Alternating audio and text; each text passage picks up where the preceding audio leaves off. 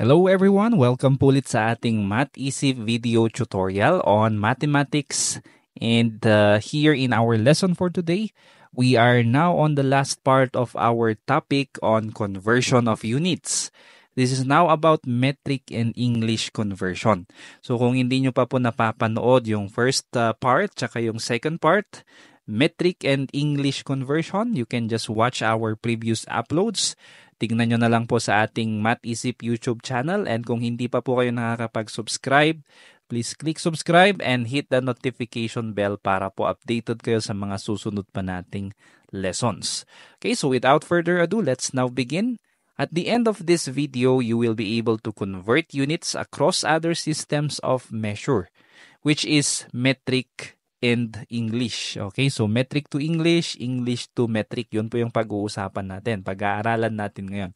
Next, you will also solve word problems involving the conversion of units. So I hope you will participate in the activity that I'm going to show you later on. Okay, so let's now start. Let's go over the units of length, no? Yung ating mga equivalents. Ito yung mga kailangan nating maintindihan before we go to the conversion. So una is yung length or the distance. Ito mix na po ito, as you can see, 1 meter and then we have feet. So again, meter is metric and then feet is English.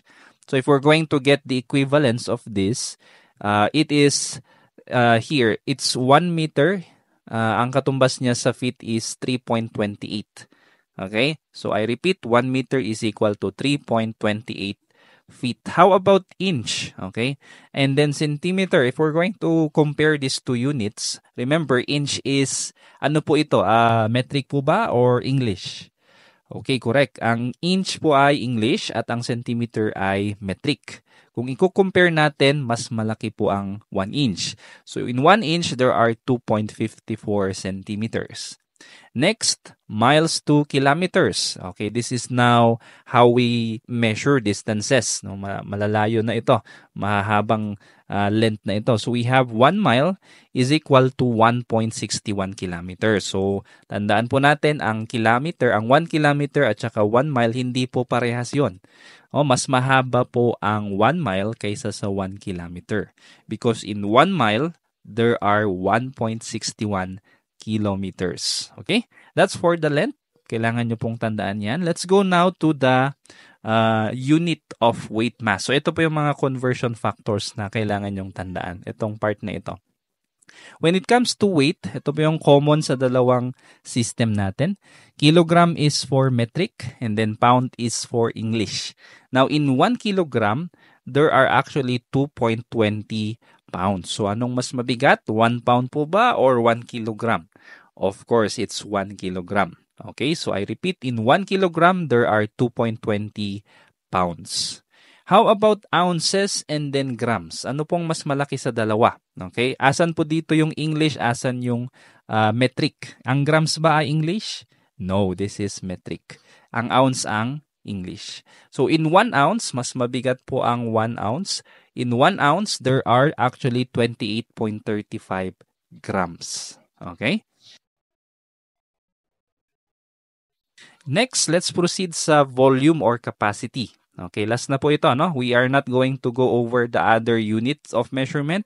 We will just focus on length, weight, and volume. Now, for volume, ito yung mga common na conversion factors natin. So, we have fluid ounce in English system and then milliliters in metric system.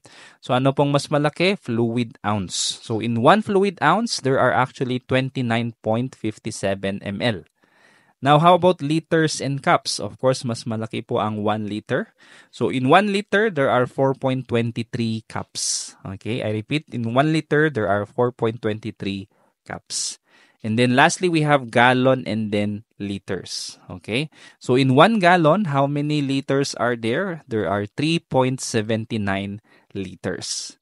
So, I repeat, kailangan nyo pong i-memorize o di kaya kopyahin nyo po. You just take down note of this so that you can remember this whenever we need for our conversion. Okay, just to add lang po by the way, these conversion factors are approximations only. Why? Because these are rounded to the second decimal place already for easier computation. Para po sa inyong mga grade 7 student, ito ay nasa second decimal place na. Halimbawa po itong 1 gallon is equal to 3.79 liters. Hindi po talaga siya hanggang 0.79 lang. Actually, mas mahaba pa dyan yung mga decimal numbers natin. But for you to have an easier computation, ni-round off lang po natin siya sa second decimal place. And one more thing, hindi lang po ito yung mga conversion factors natin kasi pwede rin naman nating i-convert si feet, ano ang equivalence niya into meter. So how many meters are there in one foot? So, decimal number po yun. Pero ito pong mga conversions na ito na po yung mga common or yung pinakamadali in your cases. So, ito po yung gagamitin natin in our lesson for today. Alright, let's have number 1 example. We have convert 5 meters to feet. Okay, this is unit of length or distance. So how do we do that? First, we just need to get the conversion factor. Tandaan natin, ang 1 meter is equal to 3.28 feet, just like what we have presented in our table kanina. Kaya kailangan nyo po yung tandaan or i-memorize or kopyahin po yung ating mga conversion factors.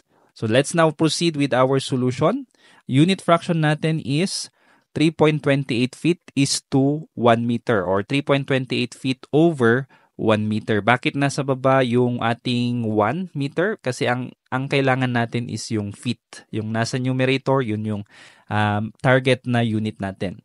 Okay, let's now proceed. Solution, 5 meters times yung unit fraction natin, 3.28 feet over 1. So 5 times 3.28, we will get 16.4. Divided by 1 is the same number, 16.4.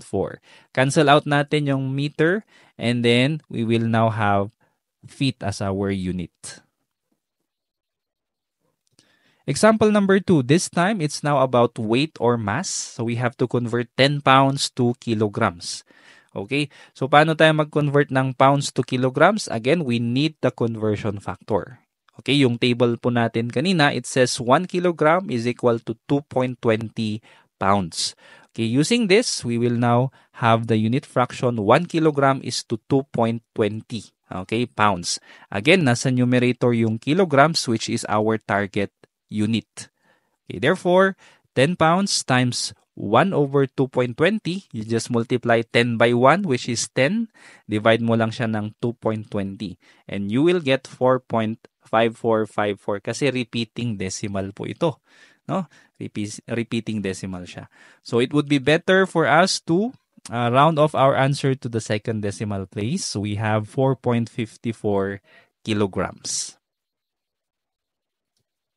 Okay, last example we have here, units of volume naman or capacity. So we will convert 15 gallons to liters. Okay? Ilang liter kaya ang meron sa 15 gallons? Now, question is, ano ba ang mas malaki? 1 liter or 1 gallon?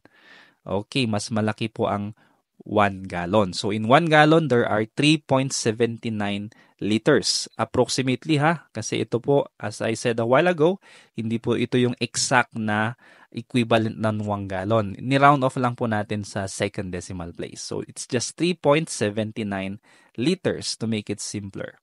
Now our unit fraction is 3.79 liter over 1 gallon. Liter is our target unit kasi kaya ito po yung nasa numerator. Next, solution, 15 gallons times 3.79 over 1 gallon. Okay, so 3.79 times 15, ang sagot po natin ay 56.85. Okay, that is our answer, liters.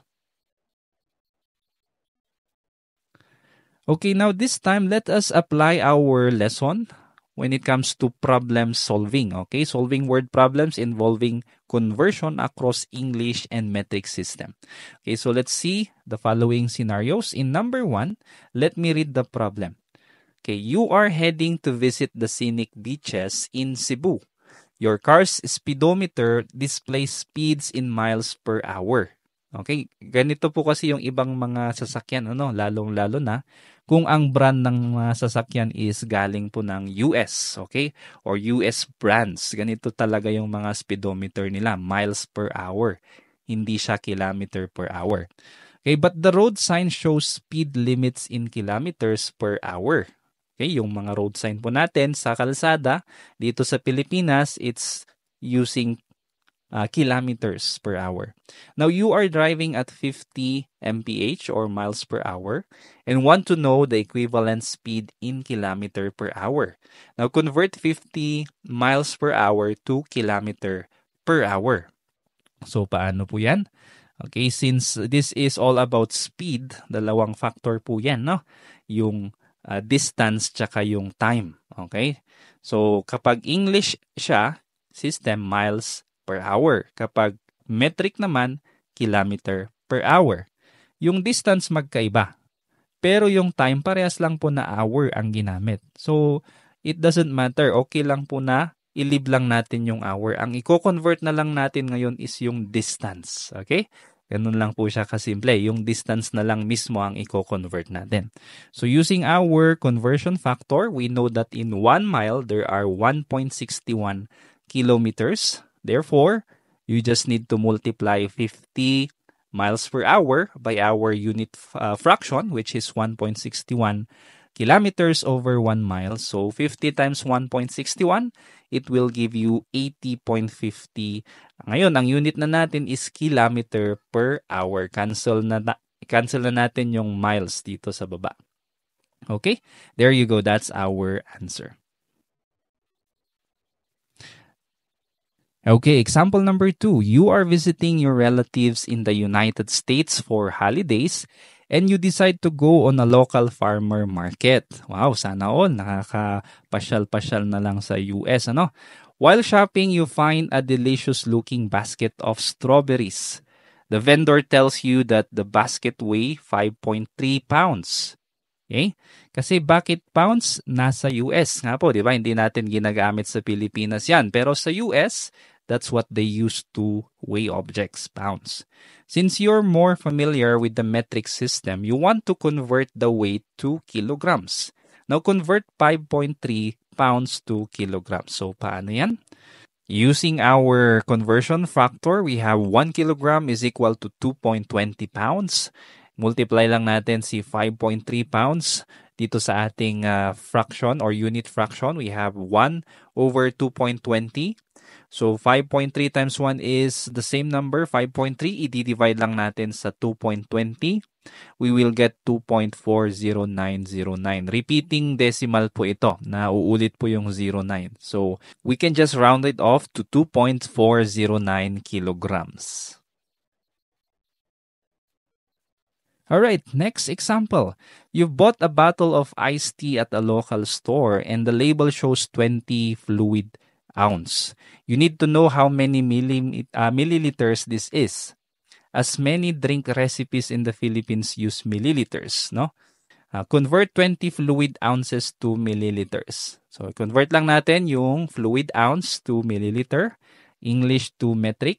So, we have here 1 fluid ounce is equal to 29.57 ml. Ito po yung ating conversion factor.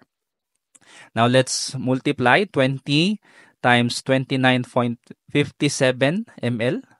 You will get 591.40 ml. So, bakit ganito po ulit? Nasa baba yung ating 1 fluid ounce because ang target natin is to convert it into ml. Yung nasa numerator, yun yung target unit natin. Okay, last example po. Example number 4. You're watching the latest F1 or Formula 1 race on a television. And the top speed of the car is 180 miles per hour. Okay? You want to know how fast this is in feet per second. Okay? As this is the commonly used in sport measurements.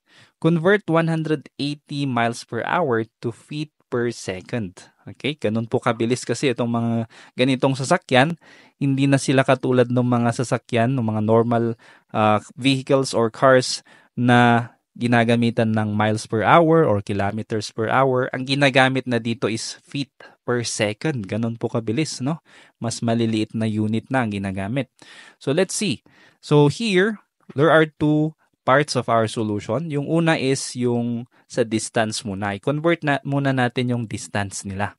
So we know that the two distances or unit of distances na involved dito ay miles tsaka feet. Okay? Miles and feet. So in 1 mile, there are actually 5,280 feet. Okay? And take note, ito pong problem natin na ito is hindi na siya metric to English or English to metric. Bakit? Kasi yung mile at saka feet, parehas lang po yan na English. Okay, correct. English units po itong dalawa. So let's see. So using our unit fraction, 5,280 feet over 1 mile, multiply lang po natin yung 180 miles per hour natin sa 5,280, tsaka i-divide sa 1, we will get 950,400 feet. Yun po yung distance. Now, ang kailangan natin is hindi per hour. It will be per second. So, ano po ulit ang ating ang susunod na step dito? Ang ating conversion ngayon is 1 hour is equal to how many seconds? There are 3,600 seconds. Paano ito nakuha? Remember, in 1 hour, there are how many minutes? 60 minutes. And in 1 minute, there are how many seconds? It's 60 seconds. So, ganun po kadaming seconds ang meron sa 1 hour. There are 3,600 seconds. Now, using this, we can just divide our answer kanina, 950,400 feet by 3,600 seconds. Therefore, our answer is 264 feet per second. Okay? Tanggalin na po nito yung 00, no? Because this is already a whole number. Okay, this time I'm going to leave you enough time for you to answer the following problems. This is involving metric to English or English to metric conversion. So, across two systems na po ito. So again, you can pause this video or take a screenshot of this slide. Tapos, pwede nyo pong sagutan sa inyong papel or sa notebook. And then afterwards, you can come back to this video para makita nyo po kung tama yung inyong mga sagot. Okay, now let's proceed to the solution. I will just show you the solution. Pakita ko na lang po and then try to pause or try to screenshot para po mai-compare nyo sa mga sagot ninyo sa inyong papel. Okay? So let's see. Number 1, this problem. Okay, we have the answer 112.70 kilometers per hour. Yun po yung ating final answer. Okay? Next, our answer for number 2 is 2.72 kilograms. Okay, using our conversion factor, 1 kilogram is equal to 2.20 pounds. We will get the answer 2.7272. Repeating decimal po siya, we can round it off. We can have 2.72. Okay, in our last number, this is now our answer. It's 354.84 ml. Okay? So, yun na po yung mga sagot sa ating activity. I hope nakuha nyo po ng tama yung mga sagot dito. So, thank you for listening. I hope meron po ulit kayong natutunan sa ating video ngayon. God bless po sa inyong lesson at see you po again sa susunod nating mga videos next week. God bless and bye-bye. Kung meron kang natutunan sa video na ito, please click the subscribe button to support this channel para mas matulungan ulit kita sa mga susunod mo pang math lessons. Lagi mong tatandaan, ang math ay para sa lahat. At ako si Teacher Van, nagsasabing dito sa Math Isip, lamang ang nag-iisip. God bless and see you on the next video. Bye-bye.